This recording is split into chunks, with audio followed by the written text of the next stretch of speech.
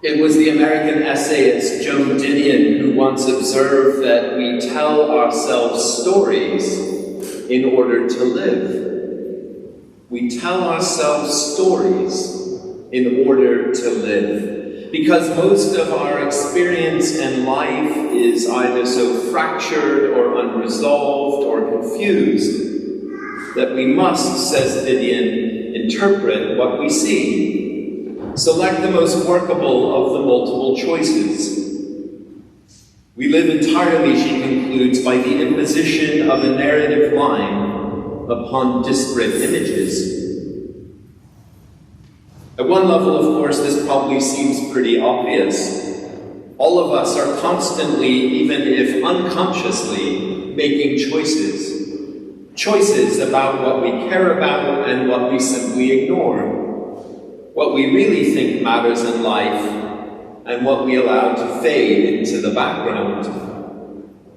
And what is true for us as individual human beings is undoubtedly also true for us as people in groups. Whole communities tell themselves stories about who they are, what they care about, and what makes them special or different from other groups. But Didion's concern here is not so much with the mechanics of this process as it is with our fundamental need to construct meaning.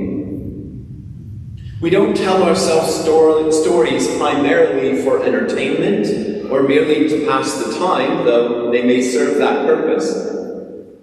But because we have to. We have to. Because some part of us really cannot go on living without them. So the stories we tell, the narratives we construct about who we are, about who other people are, about who God is, these are often far more revealing than our own stated principles and avowed beliefs. And for this reason, too, it's only when such stories are in some way challenged that at last we recognize them for what they really are and just how much they mean to us. In our Old Testament reading this morning, we hear again the tale of Adam and Eve in the Garden of Eden, who, having realized that they are naked, seek to hide themselves away from the gaze of God. When God in turn confronts Adam and asks if he has eaten from the fruit of the forbidden tree, Adam fails to answer with a simple yes or no. Instead, he tells a story, albeit a short one. That is, he constructs a narrative designed to shift responsibility away from himself and onto Eve. And in the same way, Eve also tells a story, which in turn passes along the blame for what's happened onto the serpent. Fearful then of how God will react to what they've done, both Adam and Eve quite literally tell stories in order to live. That is, to preserve their lives when faced with the consequences of their own actions. And the very act of constructing these narratives is, after all, part of a larger story. The story told by the ancient Hebrews about how and why human beings become estranged in the first place. Estranged from God, from each other, and indeed from creation itself. I will put enmity between you and the woman, God tells the serpent, between your offspring and hers. He will strike your head and you will strike his heel. This, of course, is the story of the fall and of the origins of human sinfulness. A story Jews and Christians alike have continued to tell and interpret and elaborate upon ever since. In today's reading from the Gospel of Mark, we again encounter people trying to make sense of the world by telling stories. Although this time the stories being told are directly challenged by Jesus himself. The biggest story of all, of course, is the one told by the religious authorities, that the problem of human sin is to be managed by strict adherence to the law, and those who, for whatever reason, fail to do so, thereby consign themselves to a life beyond the pale, to a life of suffering and of sorrow.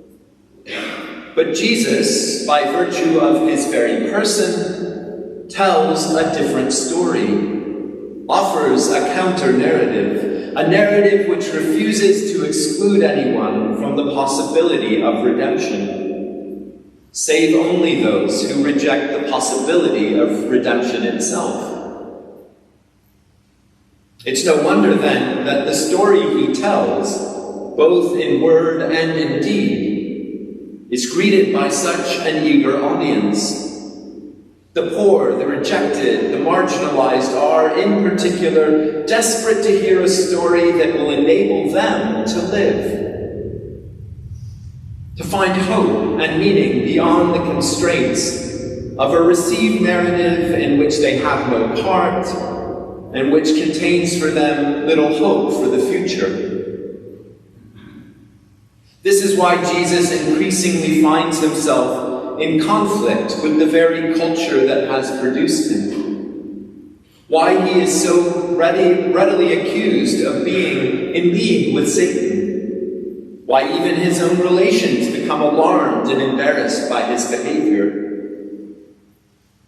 Because sometimes the stories that once served an important and life-giving function do need to be challenged, do need to change, need to be replaced by new stories that will reflect current realities and make room for new possibilities. At the same time, it's true that making room for these new stories is often a very painful business, even if they contain the seeds of new life that we desperately need. One can only imagine, for example, the feelings of hurt and betrayal felt by Jesus' family when he announces that his real family instead consists of those who share his vision of God. Yet, however insensitive or even cruel this statement might appear, Jesus knows that sometimes it's our most cherished assumptions about who we are and where we belong, that end up imprisoning us and excluding others.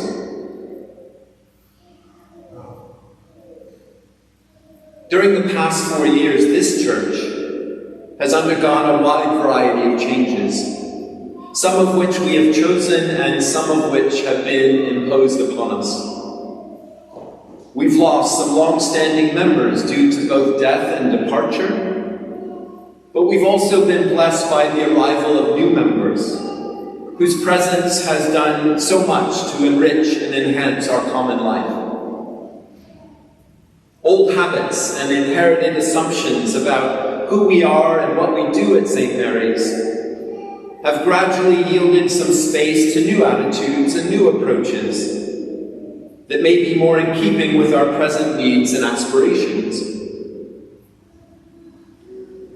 And so, as this church enters a period of interregnum during the coming year, it's clear there'll be both a necessity and an opportunity to consider afresh the stories that this community tells itself in order to live.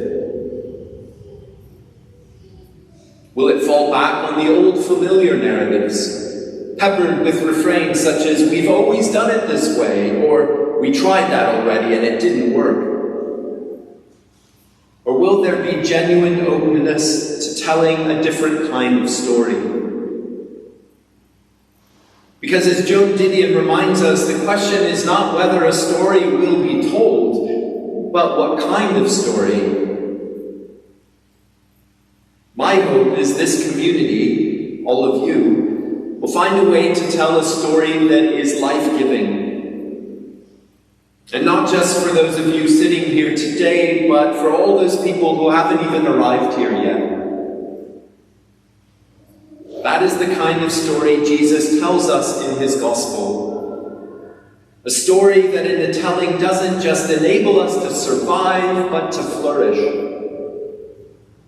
And in flourishing, to become more fully the people whom God has made us to be.